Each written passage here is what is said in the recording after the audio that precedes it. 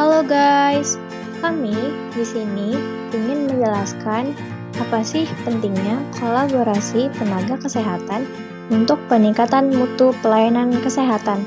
Yuk, mari disimak videonya, just keep on watching. Tenaga kesehatan yang terlibat. Ada perawat, dokter, maupun apoteker. 1. Dokter. Dokter umum merupakan dokter yang belum mendalami keahlian pada jenis penyakit tertentu atau bukan spesialis. Dokter lulusan dari pendidikan kedokteran dan ahli dalam hal penyakit dan pengobatan. Kedua yaitu perawat. Perawat mempunyai skill khusus dari pendidikan untuk merawat, terutama merawat orang yang sakit. Ketiga yaitu apoteker. Apoteker ahli dalam ilmu obat-obatan yang berwenang membuat obat untuk dijual. Tujuan dari kolaborasi tenaga kesehatan yaitu yang pertama, memperkuat hubungan di antara profesi kesehatan yang berbeda, gunanya untuk meningkatkan mutu pelayanan dan keselamatan pasien.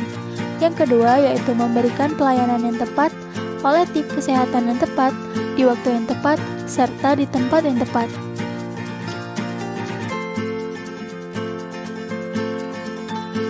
Peran dari masing-masing tenaga kesehatan yaitu sebagai berikut.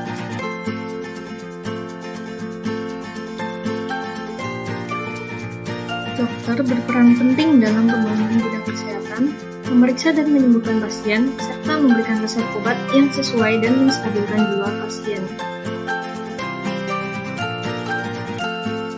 Apoteker berperan dalam menjaga kesehatan dan meningkatkan mutu kehidupan pasien melalui pelayanan farmasia, serta memberikan konseling kepada pasien dan masyarakat terkait penggunaan obat yang benar.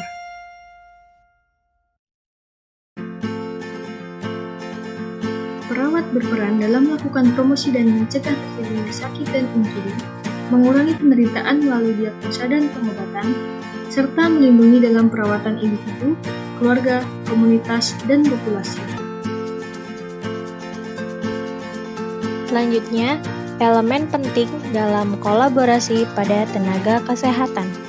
Komunikasi, menjaga serta meningkatkan komunikasi antar tenaga kesehatan dapat menyebabkan adanya saling pengertian, tidak terjadinya salah paham, dan akan menciptakan hubungan yang lebih efektif dan kolaboratif. Contohnya, ketika dokter akan mendiagnosis dan memberikan resep kepada pasien, maka apotekerlah yang akan menyiapkan obat dari resep tersebut dan akan memastikan kepada dokter terkait resep yang diberikan agar tidak terjadinya miscommunication. Selanjutnya toleransi. Dengan adanya toleransi, dapat menumbuhkan sikap saling menghargai antar tenaga kesehatan.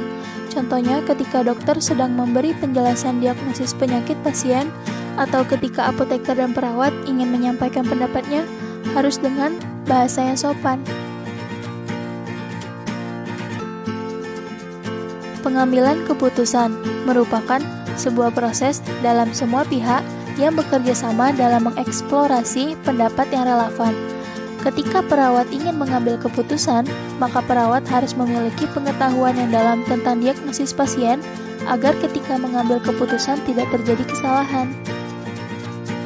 Berikut ini adalah beberapa bentuk pelayanan kesehatan. Pada primary healthcare, kolaborasi tenaga kesehatan pada sebuah puskesmas terdiri atas dokter umum, perawat, dan apoteker. Kolaborasi antar profesi tersebut sangat diperlukan untuk menunjang dan memastikan kesehatan pasien akan lebih terjamin untuk kedepannya.